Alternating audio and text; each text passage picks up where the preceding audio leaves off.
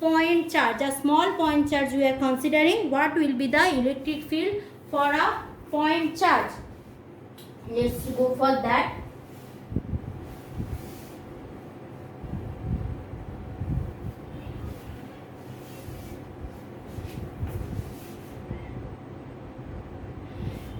So first, point charge means, suppose it is my source charge Q, and here I had taken my test charge Q prime.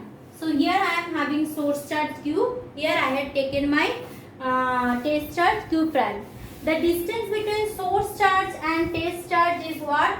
Distance between source charge and test charge is R. Distance between source charge and test charge is R. Let's take, this is origin P, this is, sorry, origin O, this is P. Okay, so this is origin O, this is P. Done. So what will be the electric force for Q on Q prime? That will be F equal to E Q prime. Just now we had done electric field intensity.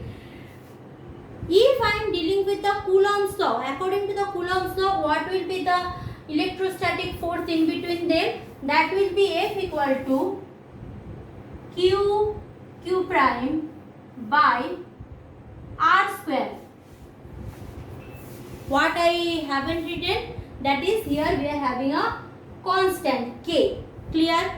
Now, if we are doing that like that, if we are equating these two, so as I said, these two forces will be equal. Therefore, from these two equation, E Q prime will be equal to Q prime by R square into K. Done. So here Q prime, that will be cancel out. So E equal to Q by R square K. E equal to Q by R square into K. No confusion, I thought. So Q by R square into K, no confusion.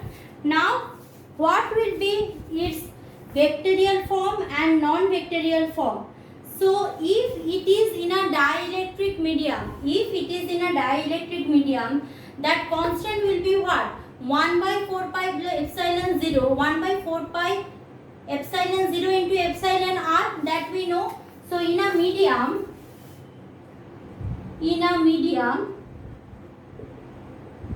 E will be equal to, K will be 1 by 4 pi epsilon naught epsilon r, means that is for r, that is for medium, and this is for vacuum. Epsilon naught epsilon r into Q by R square.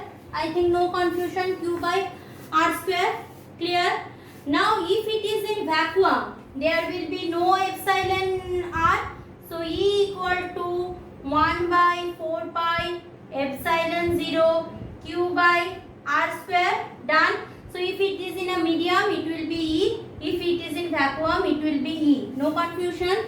Now if I am going for that vectorial form of that electric field intensity, that time E will be written as E equal to 1 by 4 pi epsilon 0 Q by R square. Only a vector, means direction of that force. Clear? Direction of that force, in which direction it is acting.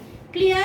Now you can ask me, ma'am, why we are going for so many things? See, in exam now sometimes it is written within what will be the electric field intensity, there E epsilon r given. You know 1 by epsilon 0 value, put only epsilon r, you can easily solve. But right now if I am not telling you that, now in exam you will get confused where I will put epsilon r, because that time you will think about K equal to what? Epsilon 0 by epsilon r or epsilon r by epsilon 0. So this kind of confusion will be occur. So that's why I am telling, if you are having a medium, so just put that in place of here, you will have epsilon 0 into epsilon r. If it is in vacuum, it will be only 1 by 4 pi epsilon 0. If I am dealing with the vector form, it will be 1 by 4 pi epsilon 0 Q by R square into R.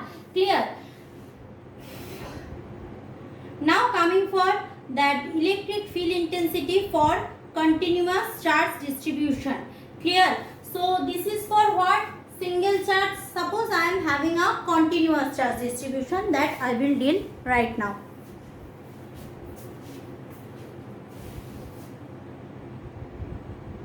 So if I am having a continuous charge distribution, as I said, there are three types of continuous charge distribution.